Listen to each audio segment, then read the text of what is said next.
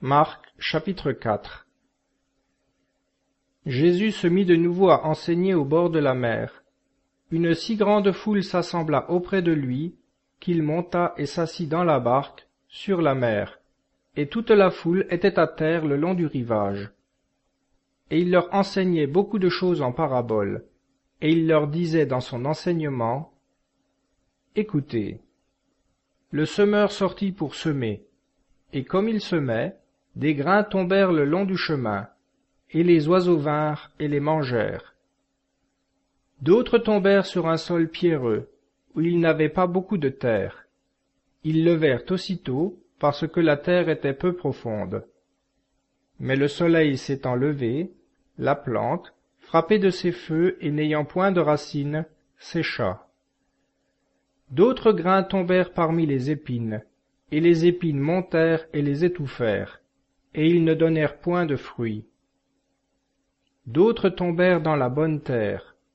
Montant et croissant, ils donnèrent leurs fruits et rapportèrent l'un 30 pour un, l'autre 60 et l'autre 100.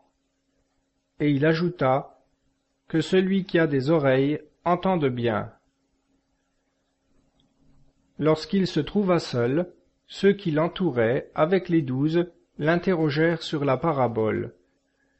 Il leur dit, « À vous a été donné de connaître le mystère du royaume de Dieu, mais pour eux, qui sont dehors, tout est annoncé en parabole, afin qu'en regardant de leurs yeux, ils ne voient point, qu'en entendant de leurs oreilles, ils ne comprennent point, de peur qu'ils ne se convertissent et n'obtiennent le pardon de leurs péchés. » Il ajouta, « Vous ne comprenez pas cette parabole?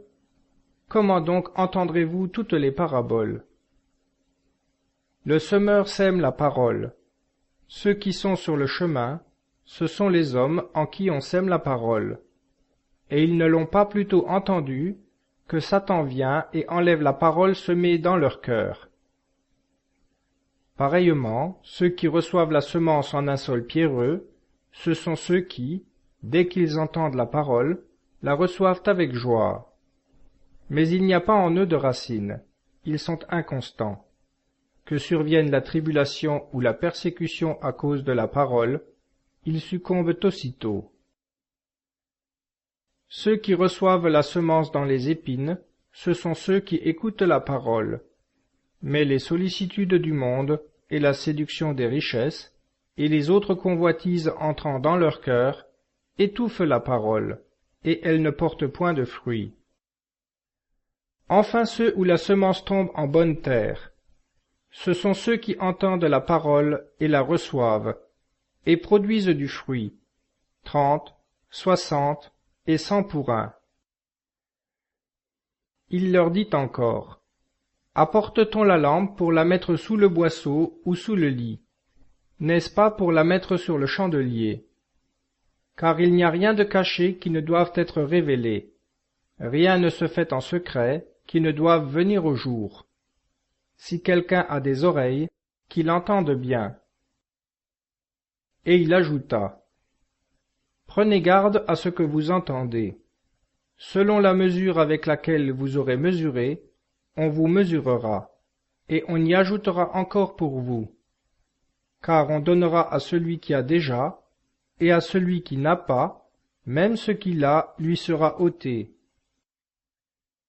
Il dit encore, « Il en est du royaume de Dieu comme d'un homme qui jette en terre de la semence. Il dort et il se lève, la nuit et le jour, et la semence germe et croît, sans qu'il sache comment.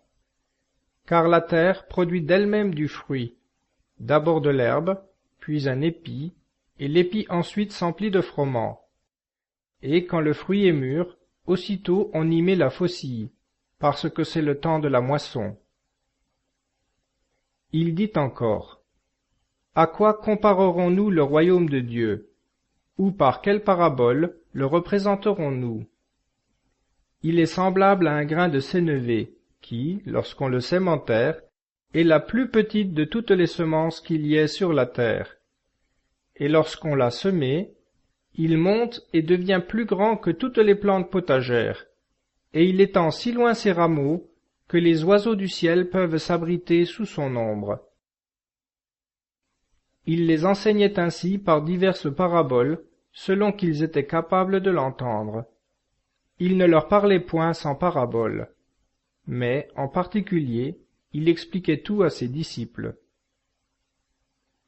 Ce jour-là, sur le soir, il leur dit : « Passons à l'autre bord. » Ayant renvoyé la foule, ils prirent avec eux Jésus, tel qu'il était, dans la barque, et d'autres petites barques l'accompagnaient.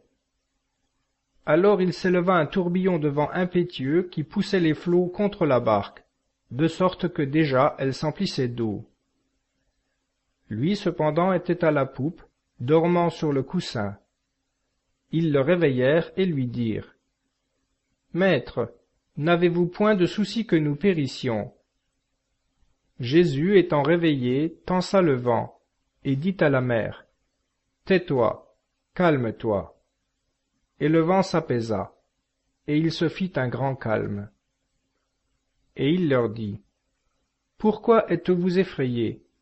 N'avez-vous pas encore la foi ? » Et ils furent saisis d'une grande crainte, et ils se disaient l'un à l'autre : « Qui donc est celui-ci, que le vent et la mer lui obéissent ?»